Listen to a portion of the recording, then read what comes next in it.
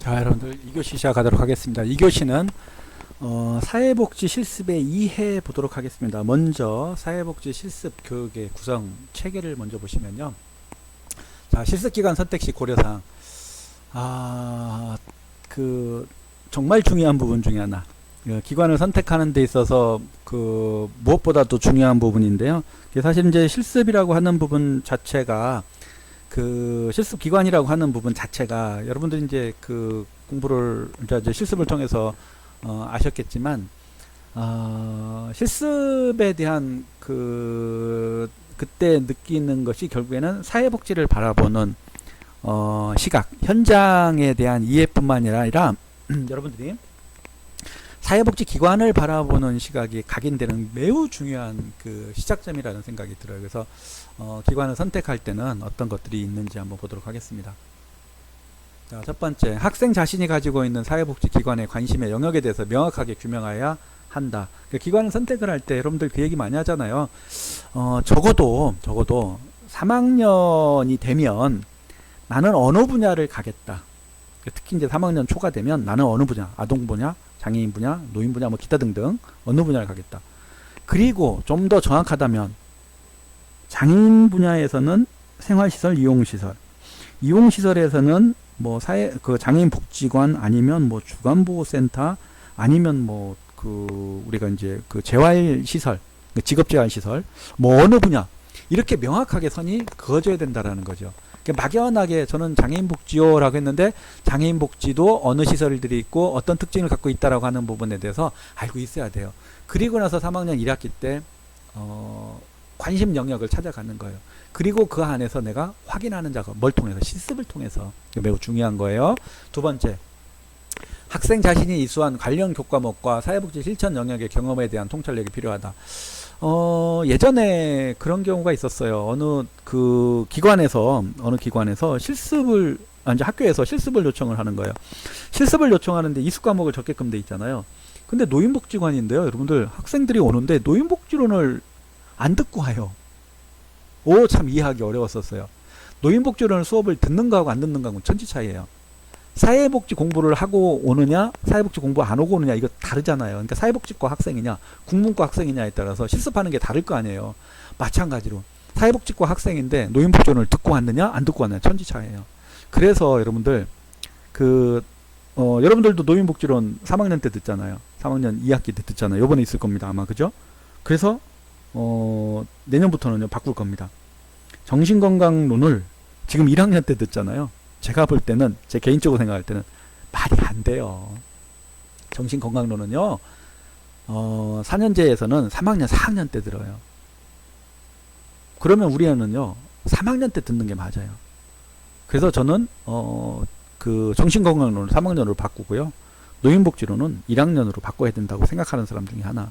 그래서 내년도 초에는요 교과 개정을 한번 정리해 볼 필요가 있다는 생각이 듭니다. 그래서 여러분들한테 미안하지만 3학년 2학기 때 와서 노인복지론을 듣게 한 것은 미안합니다. 이건 그렇다고 저 혼자 결정할 수 있는 부분이 아니기 때문에 어쨌든 간에 내년도에는 내년 1학기부터는 싹 바꿔서 교과 개편을 좀 하고자 합니다. 자, 그다음 세 번째, 학생 스스로 개인적 요소인 실습생의 관심이나 능력이나 장래 계획이나 특기나 취미 등을 고려해서 실습기관을 선택해야 된다. 여러분들 직업 선택하는 것도 마찬가지 아닐까요? 여러분들이 잘할 수 있는 거, 관심 갖고 있는 거 조금 다를 수 있잖아요. 근데 이런 거 있잖아요. 저는 어렸을 때부터 외갓집 할머니를 통해서 자랐기 때문에, 아니면 정이 많아서 노인복지에 관심 있어요. 그 관심일 수 있어요. 그런데 어르신을 위한 과연 실습이 아니면 기관에서 일을 잘할 수 있느냐라고 하는 부분인 거죠. 그건 좀 다른 영역이에요. 다른 영역. 예를 들면 나는 힙합도 좋아하고, 나는 브레이크 댄스나 아니면 요즘 아이돌이 추는 춤추는 걸 너무 좋아한다. 근데 만약에 그런 친구가 아동복지나 청소년복지를 하게 되면 학생들이, 그러니까 아동과 청소년들이 갖고 있는 관심사가 내가 갖고 있는 장점하고 맞아떨어지는 거잖아요. 그러면 아이들이 얼마나 좋아할까? 그리고 나는 그런 걸로 인해서 아이들하고 라포 형성이 얼마나 잘 될까? 접근 방법이 다를 수 있잖아요. 그러니까 기본적으로 내가 잘하고 있는 부분들, 어떤 친구가 예전에 사회복지를 공부하는데요. 고등학교까지 축구를 하다가 축구 선수였었어요. 그러다가 이제 다리가 아파가지고 사회복지를 하게 된 거예요. 근데 그런 친구가 청소년 복지를 하고 싶었거든요. 하고 싶어 했거든요. 근데 너무 좋다고 그랬어요. 청소년 복지를 하는데 예를 들면 이제 우리가 청소년 캠프를 가든지 아니면 청소년들 우리가 수련원 같은 데서 뭐 행사를 하고 이런 거 있잖아요. 근데 축구를 잘한다?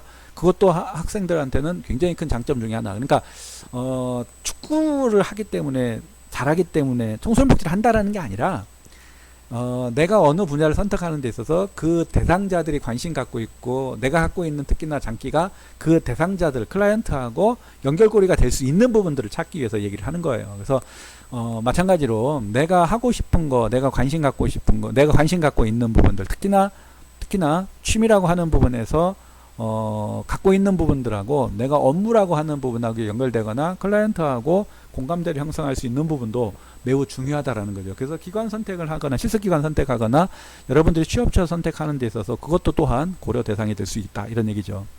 네 번째, 학생의 주거지와 실습기관의 지리적 위치를 충분히 고려해야 된다. 이런 경우 있죠. 저는 유성구에 살아요. 그래서 저는 노인복지관에 가고 싶은데요. 유성구에 있는 노인복지관을 가고 싶어요. 맞죠? 그럴 수도 있는 거죠. 똑같은 노인복지관이라고 한다면. 근데 저는요, 유성구에 살아요. 근데 우리 집 앞에요, 장애인복지관이 있어요. 장애인복지에 관심이 없는데. 이건 아니잖아요. 그죠? 유성구에 사는데, 노인복지관이 유성구에 있는데, 반대편에 있는 동구로 온다. 반대편에 있는 저쪽 서구로 간다. 이건 조금 문제 있잖아요. 단, 내가 원하고 내가 그곳에 가고 싶으면 가야 되는 거죠. 그래서 여러분들이 주거지 중심이 되면 안 돼요. 기관 중심이어야 돼요. 그 다음에 기관에서 지리적인 것을 그 다음에 찾아야 되는 거고요. 이해되겠죠? 자, 실습기관에서 계획한 실습시간, 실습일 등이 학교의 학사 일정 및 학생의 개인적 스케줄과 부합되는 것을 검토해야 된다. 우리가 가고 싶은 기관이 언제 실습하냐, 실습일은 언제냐, 그리고 특히나 이제 코로나로 인해 가지고 우리가 학사 일정이 좀 더 길어졌잖아요. 그거하고 맞춰서 실습할 수 있는 곳이 있느냐라고 하는 부분들. 그리고 개인적으로는 뭐 해외 연수도 갔다 올 수 있고 뭐 다양할 수 있잖아요. 그러면 개인적 스케줄과 맞는 곳을 찾아야 된다, 이런 얘기죠. 그래서 실습 기관을 선택하는 게 사실은 쉬운 것만은 아니에요. 참 고민 많이 해야 됩니다. 그 고민한 결과가 여러분들이 올해는 짧은 시간이었지만 4주라고 하는 시간 동안 여러분들이 사회복지를 이해하고 간접적으로 경험할 수 있는 전문가 집단을 바라보고 전문 영역이라고 하는 부분에서 내가 앞으로 실천 현장에 어떤 영역 안에서 일을 할 거냐라고 하는 부분에 대한 연결고리가 되는 거기 때문에 매우 중요하다고 볼 수 있는 거예요. 자, 여섯 번째는 기관의 실습지도 감독의 형태와 질이라고 할 수 있는 실습 지도자의 자격 유무, 적절한 지도 시간의 유무, 적절한 실습 과제의 유무 등을 고려해야 된다. 자, 그러면 이건 어떻게 하느냐? 여러분들 선배를 통해서 알 수 있는 겁니다. 여러분들의 선배를 통해서 실습은 어떻게 지도하고 있고 어떤 실습 지도자가 있고 어떻게 실습 과제가 제공되고 있는지를 여러분들이 정보를 통해서 알아야 돼요. 그래서 어느 대학 같은 경우는 여러분들 이렇게 졸업시험을 보게 되잖아요. 그러면 졸업시험에 대한 족보가 있는 것처럼 실습기관에 대한 족보가 있어요. 어디는 꼭 갔으면 좋겠고 어디는 가도 되고 안 가도 되고 어느 기관은 절대 가면 안 되고 하는 것이 선배들 통해 가지고 선후배를 통해 가지고 전달이 되는 거예요. 그런데 여러분들 교수님들이 어느 기관은 절대 안 돼 라고 얘기하기가 참 어려운 부분이 있어요. 왜? 본인이 가고 싶어 하는 부분이 있고 설명을 해도 그 부분이 인정이 안 되고 설득이 안 되는 부분이 있기 때문에 그래서 교수님들이 그것을 추천을 해도 맡기는 쉽지만은 않은 부분들 때로는 있더라라는 거죠. 그리고 실습 지도자의 자격 유무는요, 자격이 있으니까 실습을 시키는 거잖아요. 그죠? 단지 실습 지도 시간에 대한 부분은 조금 더 다를 수 있어요. 왜냐하면 여러분들 실습을 시키려면 실습이라고 하는 부분이 하나의 업무로 분장이 돼야 되고 업무 분장이 돼야 되거든요. 하나의 업무 분장이 돼야 된단 말이에요. 근데 업무 분장은 되어 있는데 이것이 1년 동안 주어지는 게 아니라 여름방학 동안만 주어지는 거예요. 단 4주 동안만, 3주 동안만, 3, 4주 동안만. 3, 4주 동안만 이루어지다 보니까 업무가 과중되는 경우가 있어요. 그러니까 내가 고유 업무가 있는데 거기다 덤으로 얻어졌다라고 하는 생각을 갖고 있는 실습 지도자가 있다라는 얘기죠. 그것은 아닙니다. 별도로 그 업무에 대해서는 업무로 인정을 해주고, 그리고 그것이 업무가 그 중요하다라고 하는 것을 기관 차원에서 기관장이 인지를 시켜주는 것이 매우 중요한 부분 중에 하나라고 하는 부분이에요. 그 실습 지도라고 하는 부분 자체가 중요성을 인식하는 부분들이 있기 때문에 그렇다는 거죠. 그 다음에 실습 과제라고 하는 부분이 있는데요. 이것도 참 여러분들 그 선후배를 통해서 여러분들 알 수는 있는 부분들. 어느 기관을 가잖아요. 그러면요, 6시에 퇴근 시간인데 8시, 9시에 맨날 퇴근을 해요. 거기는 점심도 안 줘요. 그래서 점심은 도시락을 싸고요, 저녁은 매일 사 먹어요. 주문해서 실습생들끼리. 어떤 때는 그 이제 야간 당직자가 있는데, 야간 당직자가 8시, 8시 반 되면 이제 문단속 하고 그래야 되는데, 학생들이 있으면요, 언제 가니 해서 눈치를 준대요. 그 시간까지 있는 거예요. 뭐 하느라고? 과제 하느라고. 과제가 너무 많은 거예요. 그러면 이제 장점은 과제가 많은 만큼 공부가 많이 된다. 그럴 수 있죠. 단점은 과제하면서 지쳐가지고요, 사회복지 하는 것 자체를 싫어하는 경우도 발생을 하는 걸 전 봤어요. 그런 경험을 하는 것을 봤다고요. 그래서 참 안타까워요. 특히나 그 더운 여름에 도시락을 싸가서 점심을 먹고, 그리고 또 학생들이 또 매 저녁마다 저희 실습생들끼리 모여가지고 과제한답시고 모여가지고 그 저녁을 또 주문해서 먹어야 되는 그런 상황이 지치기도 하는데, 업무라고 하는 부분, 과제에 대한 업무가 너무 커서 참 어떨까라는 생각이 많이 드는데, 안 갔으면 좋겠는데 꼭 가요. 근데 갔다 오고 나면요, 거기 참 좋았다고 그래요. 이제 군대 가는 거 싫고, 군대 가서 힘들었던 삶은 생각 안 하고, 마치니까 남자라면 군대 가야죠, 이렇게 얘기하는 거랑 똑같은 거예요. 그래서 사실은 그 실습을 하는 과정에서 실습 과제가 없으면 안 되죠. 당연히 있어야 되죠. 근데 너무 과한 것은 절대 바람직하지 않다라고 하는 부분을 강조를 하고 싶습니다. 자, 실습기관의 선정 기준을 한번 볼게요. 앞서서 했었던 내용하고 조금 비슷한 부분이 있는데, 첫 번째, 사회복지 전문직의 윤리와 가치에 부합되는 사회복지기관이어야 된다. 그럼 질문할 수 있죠. 어떻게 하래요, 실습생이요? 사회복지 전문직의 가치, 윤리와 가치에 부합되는 사회복지기관, 모든 기관이 그런 거 아닌가요? 사회복지기관은 당연히 전문직의 윤리와 가치 기준에 부합되는 거 아닌가요? 라고 얘기할 수 있어요. 두 번째, 그런 기관이라고 하는 것을 어떻게 확인할 수 있나요? 라고 질문할 수 있다는 얘기요. 근데 먼저 답부터 말씀드리면, 사회복지 전문직 윤리 가치에 부합되지 않은 기관들도 있을 수 있다. 여러분들, 사회복지법인은 사회복지법인이 될 수 있는 조건을 갖추면 되는 거예요. 외형적으로. 사회복지기관장이 되는 것은 사회복지사 1급 자격증, 사회복지사 2급 자격증, 때로는 1급, 2급하고 상관없이 사회복지사 자격증만 있으면 할 수도 있는 거예요. 윤리와 같이 글쎄요. 뭐 당연히 그 사회복지기관은 그래야 되지만 그렇지 않은 기관도 있을 수 있다라는 거죠. 그러면 사회복지 전문직 윤리 가치와 부합되는 사회복지기관인지 어떻게 알아요? 알 수 있습니다. 경험 있는 교수님들은 알 수 있을 것 같고, 현장 경험 있는 교수님들은, 그리고 여러분들 선배는 알 수도 있을 겁니다. 그래서 사실은 이거 매우 중요한 부분이에요. 어떻게 보면 상투적일 수도 있겠다라는 생각이 들기도 하고, 어떻게 보면 당연한 거 아닌가라고 생각을 들 수도 있지만, 윤리와 가치라고 하는 부분이 왜 중요하냐면, 법인이 또는 기관장이 윤리와 가치에 부합해서 기관을 운영하면 그것이 클라이언트한테 영향이 되고요. 그것이 직원들의 윤리와 가치에도 영향을 줘요. 그런데 기관장이 실적 중심이고요. 기관장이 사회복지에 대한 기본 마인드가 없는 상태에서요, 그냥 기관장으로서 역할을 하잖아요. 어떻게 보면 회사 운영하듯이 기관을 운영하고 있잖아요. 그러면 직원들도 그런 모습을 그대로 따라갑니다. 이거 굉장히 무서운 거예요. 그래서 여러분들이 실습을 할 때는 정말 중요한 거, 앞서 얘기한 것처럼 실습을 통해서 사회복지 기관을 처음으로 그 첫 인상이라고 하는 부분, 첫 이미지가 이렇게 맞아 떨어지는 거잖아요. 그러니까 부각되는 거잖아요. 그러다 보니까 매우 중요한 부분 중에 하나. 여러분들이 기관을 선택할 때도 마찬가지, 나중에 취업할 때도요. 그런 윤리와 가치에 맞춰서 기관이 운영되고 있는지를 알아봐야 돼요. 그래서 기관 선택할 때, 취업할 때 특히, 뭐 실습할 때도 마찬가지지만 지도 교수님과 상단이 무엇보다도 중요합니다. 정말 중요한 부분 중 하나. 두 번째, 기관이 지원 지역사회 안에서 전문성을 갖고 본연의 역할을 수행하고 있다는 평판을 받고 있어야 된다. 대부분이 뭐 좋은 평판을 받고 있겠죠. 근데 그렇지 않은 기관도 있어요. 그리고 속내를 알면 더욱더 정확하게 알 수 있습니다.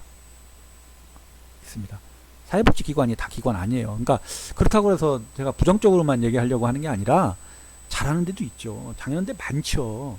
그런데 그렇지 않은 것도 일부 있는데 그런 기관 안에서 여러분들이 손해보면 안 되고 여러분들이 피해보면 안 된다라는 거죠.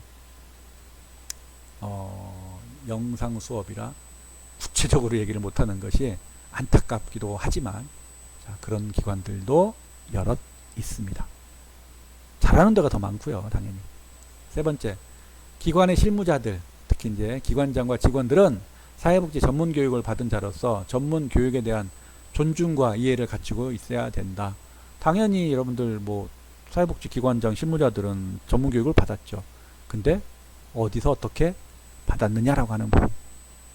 전에도 얘기했는데 오늘도 어느 기관장하고 통화를 하고 간담회 일자를 이렇게 정리하는 이게 정하는데 교수님 요즘에 뭐 자리도 많지도 않은데 2020년도에는 신입 직원을 안 뽑자는 얘기가 기관장들한테 있어요라고 그 얘기를 전해주더라고요. 그만큼 이제 그 교육을 어디서 어떻게 받았느냐라고 하는 부분, 이게 중요하다라고 하는 부분을 얘기하는 거예요. 뭐 그렇다고 해서 뭐 4년제는 옳고 전문대는 아니다, 전문대는 옳고 사이버는 아니다, 뭐 이렇게는 얘기를 할 수는 없는 부분이지만 그래도 어쨌든 전문 교육을 받았다라고 한다면 전문 교육에 대해서 중요하구나, 그래서 존중하고 이해를 할 수 있어야 된다라고 하는 부분인 거죠. 왜냐하면 사회복지는 휴먼 서비스고 실천 학문이기 때문에. 그죠? 그래서 우리가 그 교육을 해도 마찬가지잖아요. 앞서 얘기한 것처럼 영상 수업이니까 기관을 얘기를 못한다라고 하는 부분처럼 여러분들 우리가 오프라인으로 한다고 한다면 많은 시간들 여러분들하고 피드백을 통해서도 마찬가지고 질문을 통해서도 마찬가지고 여러분들하고 할 수 있는 얘기들이 엄청나게 많을 것 같지 않아요?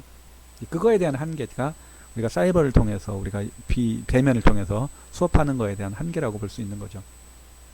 네 번째, 실생에 의존하지 않고도 기관의 기본적 프로그램을 개발 운영할 수 있는 직원 규모를 갖추고 있어야 된다. 우리가 기관의 사회복지 실습교육의 기대 효과에서 그거 나왔었잖아요. 그죠? 부족한 인력을 보충한다라고 하는 부분. 그래서 실습생을 통해서 운영하려고 하는 부분들, 실습생을 통해서 그 기관을 도움을 받으려고 하는 거, 이건 잘못된 거예요. 실습생은 실습생입니다. 그죠? 실습생이 아니어도 기관은 분명히 운영이 될 수 있어야 되고요. 실습생은 실습생이기 때문에 사회복지 전문가를 양성하는 기관으로서의 역할, 실습의 목적이 있다라고 하는 부분에 대한 부분, 이건 명확하게 구분을 해야 돼요. 다섯 번째, 실습 프로그램은 기관의 주요 업무 범위 안에서 부수적인 업무에만 국한되지 않아야 된다. 앞서 얘기한 것처럼 여러분들 실습 프로그램이 1년에 한 번, 한 달 동안이잖아요. 12월 중에 한 달이란 말이에요. 근데 그것이 얼만큼 중요하냐라고 하는 부분에 대한 인식을 하고 있어야 되는 거잖아요. 예를 들어서 여름에 한단 말이에요. 한 달 동안만. 그럼 여름 휴가 동안에 이루어지는 부분이잖아요.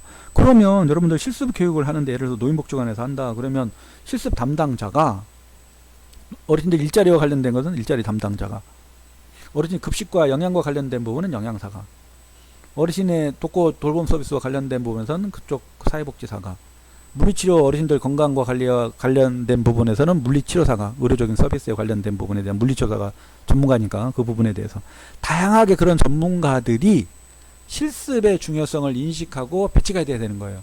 그러면 그 기간은 휴가 가면 안 되는 거예요. 휴가 날짜를 비껴서 어떻게 하는 거예요? 일정을 만드는 과정이 필요한 거예요. 휴가 가서 교육을 못했어요 라고 하는 부분을 가끔씩 여러분들 우리 실습 세미나를 통해서 발표할 때나 이렇게 상담할 때 보면 그 얘기 듣거든요. 사회복지사가 휴가 갔어요. 영양사가 휴가 갔어요.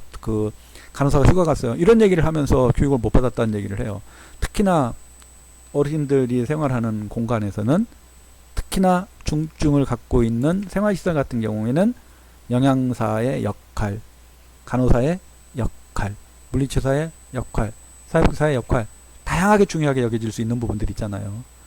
이용시설도 마찬가지고요. 그래서 실질적으로 실습 프로그램이 복지관에서 사회복지사 양성하는 데서 매우 중요하다라고 하는 부분들. 그래서 이제 저희 같은 경우는 실습을 그 계획을 수립을 할 때 담당자한테 권한을 줍니다. 그래서 담당자가 그 일정을 짜고 그 일정 범위 안에서 교육안을 각자 만들게끔 되어 있어요. 슈퍼바이저가 만드는 게 아니라 실습 지도자가 만드는 게 아니라 각 업무에 따라서 그 업무하는 부서에서 실습 지도할 사람이 그 업무 전체 총괄과 관련된 부분에 대해서 교육할 수 있는, 누구한테? 실습생한테 할 수 있는. 그래서 저희는 PPT를 미리 다 만들고 영상 자료까지 만들어서 그것이 만들어진 걸 자료를 가지고 실습 지도 계획, 실습 계획, 사회복지 실습 교육에 대한 계획을 그러니까 이제 여러분들 그것도 이제 결제를 받아야 되는 내부 결제를요. 그럴 때 그 자료를 다 첨부를 해야 됩니다. 그만큼 중요하게 인식할 필요가 있다. 이런 얘기죠. 자, 그 다음에 실습기관의 선정에서 6번째, 실습생의 교육 욕구에 적합한 과제를 지속적으로 제공할 수 있어야 되며 이에 대한 지도 감독을 수행할 수 있어야 된다. 실습생 입장에서는 저 노인대학에 관심이 있어요. 그러면 노인대학에 관련된 부분에 대해서는 과제를 내준다거나 그거에 따라서 교육을 시킬 필요가 있는 거잖아요. 실습기간 동안 최소한 2명 이상의 실생을 지도할 수 있는 기관이어야 된다. 8번째, 공식적 규정 외에 다른 기준, 학연, 지연, 정치적 편견에 의해서 실생을 선정해서는 안 된다. 당연하죠. 그래서 한 기관에서 뭐 한 학교를 여러 명을 뭐 특히 이제 5명 이상을 뭐 모집한다거나 이런 것은 바람직하지 않다고 볼 수 있는 거죠. 실생에게 필요한 자료와 공간을 제공할 수 있어야 된다. 근데 여러분들 이거 매우 중요한 부분인데요. 실생을 위한 자료와 공간, 특히나 뭡니까? 공간. 자료라고 하는 부분은 이제 얼만큼 공개하냐라고 하는 부분도 중요한 부분인데요. 공간이라고 하는 부분도 실생이 쉴 수 있는 공간, 교육받을 수 있는 공간, 하루 종일 8시간 있는 거잖아요. 출근해서 퇴근할 때까지. 그러면 사실은 실생을 위한 공간이 반드시 있어야 된다고 생각을 합니다. 그런데 그 기관에서 한 달을 위해서 11달을 비워놓을 수는 없잖아요. 그래서 공간이라고 하는 부분이 사실은 제공하는 데 있어서 예를 들어서 여름에는 노인대학도 쉬잖아요. 노인복지관 같은 경우 공간이 많잖아요. 그건 제공할 수 있어요. 생활시설 같은 경우는 생활하는 공간이 우선이기 때문에 사실은 쉽지 않은 부분이 있을 수 있다라는 거예요. 이건 뒤에서 다시 한번 얘기할 수 있을 겁니다. 10번째, 실습 지도자에게 실습 지도와 감독을 필요한 시간을 할당할 수 있는 기관이어야 된다. 앞서 얘기한 것처럼 실습 지도가 얼만큼 중요하냐라고 하는 것을 인식하는 정도에 따라서 실습 시간에 대한, 교육에 대한 할당 시간이 주어질 수 있다 없다가 결정된다. 이런 기관을 선택해야 된다. 이렇게 볼 수 있겠습니다. 자, 수고하셨습니다. 잠시 후에 3교시에서 뵙겠습니다.